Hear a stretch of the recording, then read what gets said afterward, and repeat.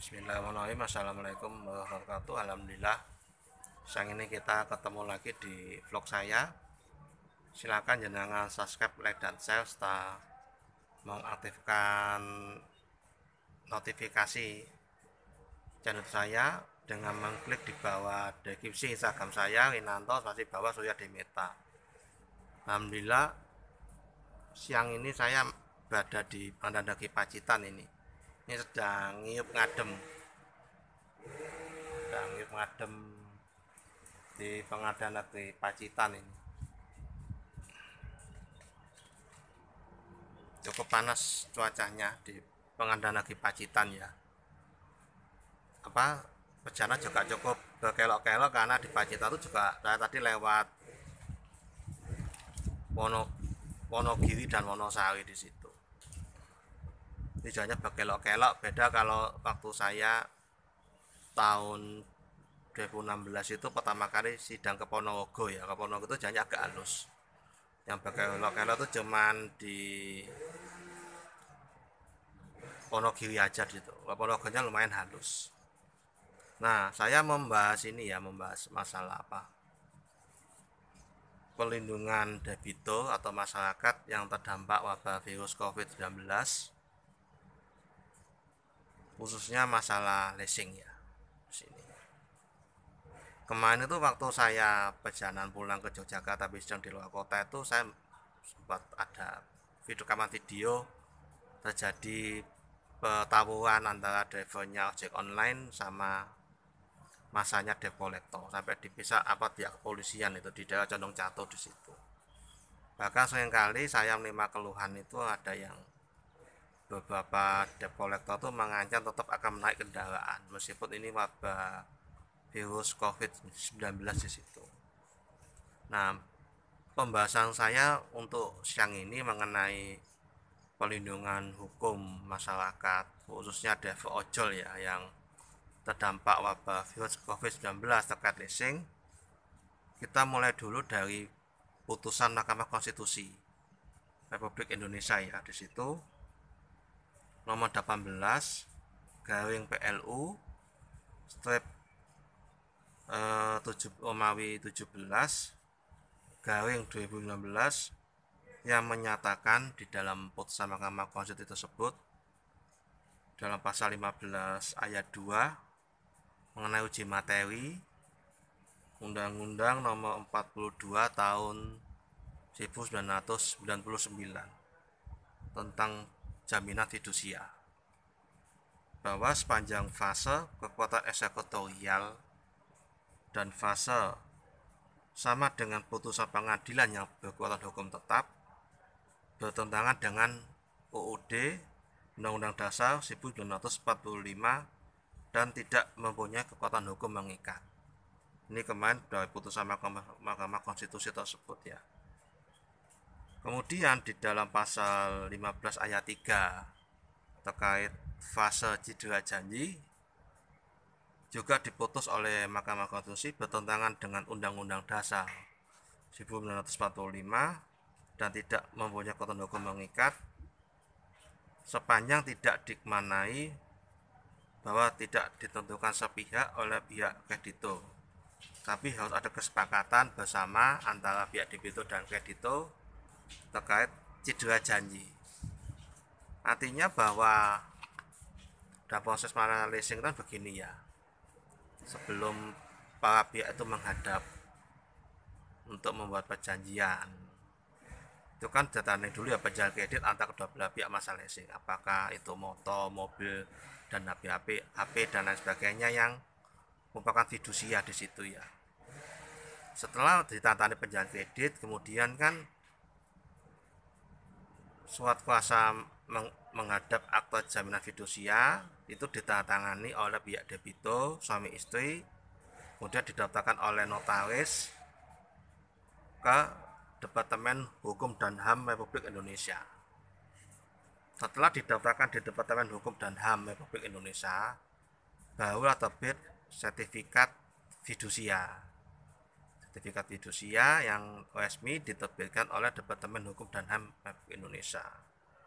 Karena berdasarkan Undang-Undang Nomor 42 Tahun 1999 tentang jaminan fidusia. Nah, selama ini problem di Undang-Undang Jaminan Fidusia sendiri pada Undang-Undang Nomor 42 Tahun 1999 tentang jaminan fidusia, fase kalimat pasal 15 ayat 2 sertifikat fidusia tersebut banyak merugikan pihak masyarakat. Karena di dalam sertifikat fidusia tersebut ada ketentuan memiliki kekuatan eksekutorial yang sama dengan putusan pengadilan. Artinya ketika katakanlah debitur atau ojol itu mengalami kesulitan pembayaran, kemudian dia menerima surat peringatan 1, 2, dan 3 dan surat perintah penarikan, yang dimana perintah penarikan itu leasing menerbitkan surat perintah penarikan kemudian diberikan kepada debt collector. Maka debt collector ini atas perintah penarikan dari leasing menarik secara sepihak, bahkan seringkali dengan cara kekerasan di situ, apakah dengan cara perampasan di jalan dan lain sebagainya. Maka ini banyak bagian masyarakat kemudian telah diputus di uji materi di Undang-Undang Jaminan Fidusia untuk pasal 15 ayat 2 ini tidak mempunyai kekuatan hukum mengikat. Demikian juga di pasal 15 ayat 3 tadi, bahwa untuk ketentuan cedera janji dari yang disampaikan oleh pihak leasing kepada masyarakat atau debt ojol itu tidak bisa sepihak. Harus ada kesepakatan cedera janji sendiri antara kedua belah pihak, karena sama ini sifatnya sepihak oleh pihak leasing di situ atau pihak kreditur. Nah, terkait pas uji materi pasal 15 ayat 2 di Undang-Undang Nomor 42 Tahun 1999, kemudian di pasal 15 ayat 3 di situ yang tadi putus tidak berlaku karena bertentangan dengan Undang-Undang Dasar 1945 berdasarkan putusan Mahkamah Konstitusi nomor 18 garing PLU strip 8 garing 2019. Maka di sini ketika leasing menilai bahwa debitur itu bukan prestasi atau cedera janji, maka harus melalui putusan pengadilan terlebih dahulu. Jadi tidak berhak pihak leasing itu menarik secara sepihak, karena seringkali pihak leasing itu menggunakan cara kekerasan di situ. Nah, lebih-lebih masalah sepeda motor ya, kalau sepeda motor itu jelas sama sekali tidak pernah ada sertifikat fidusia, selalu dibuat di atas, hanya dibuat di atas materai nama ibu, itu juga tidak perlu ditasbih oleh leasing atau debt collector. Jadi ketika masyarakat itu masa dilakukan pihak leasing, maka yang melakukan perampasan itu ada dua pihak, yakni yang dilakukan itu adalah debt collectornya leasing, juga perusahaan leasing itu sendiri, karena debt collector itu bergerak atas dasar surat perintah penaikan kendaraan oleh leasing di situ. Nah, maka ketika jenengan mengalami katakanlah kerusakan pembayaran ya karena dampak COVID-19, maka jenengan harus menurut pendapat hukum saya harus tetap berpegang pada putusan Mahkamah Konstitusi nomor 18 garing PLU strip 8 garing 2016 yang mengatakan uji materi terkait pasal 15 ayat 2 dan pasal 15 ayat 3 yang sudah tidak berlaku lagi di situ.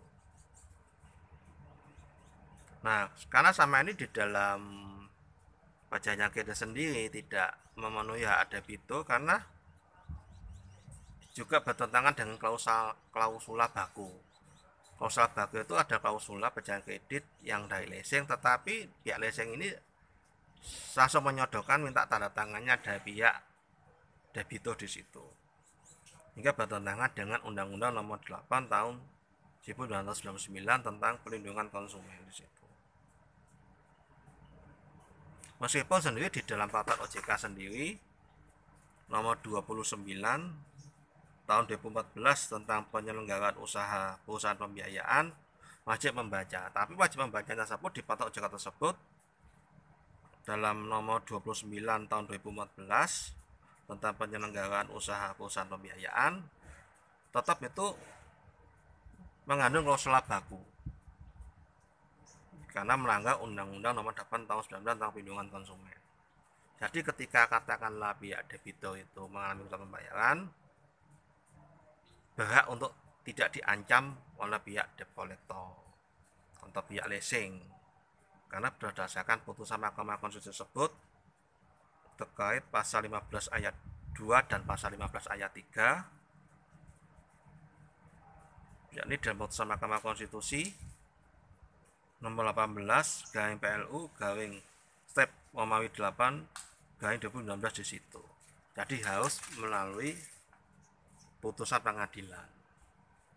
Nah, putusan pengadilannya ini kalau mau tema saya harus dengan cara gugatan sederhana 1 lawan 1, tapi nanti akan saya bahas lagi pada video berikutnya. Apa sih yang dimaksud dengan sistem pengadilan yang akan diselesaikan oleh pihak debitur terhadap permasalahan tersebut. Sekian dari saya, semoga vlog ini bermanfaat, semoga amal ibadah kita di bulan Ramadan diterima oleh Allah SWT dan memohon ampunannya. Dan semoga kita istiqomah berhijrah meninggalkan riba. Amin. Selawat dan salam kita haturkan ke junjungan kita Nabi Muhammad SAW, pada keluarganya beliau, para sahabat, para tabi'in dan para tabi'ut tabi'in. Maka itu istiqomah sebagai followernya Nabi Muhammad SAW hingga akhir zaman. Allahumma sholli ala Muhammad ali Muhammad kama shallaita ala Ibrahim. Baik ala Muhammad ali Muhammad kama barakta ala Ibrahim innaka Hamidum Majid. Assalamualaikum warahmatullahi wabarakatuh.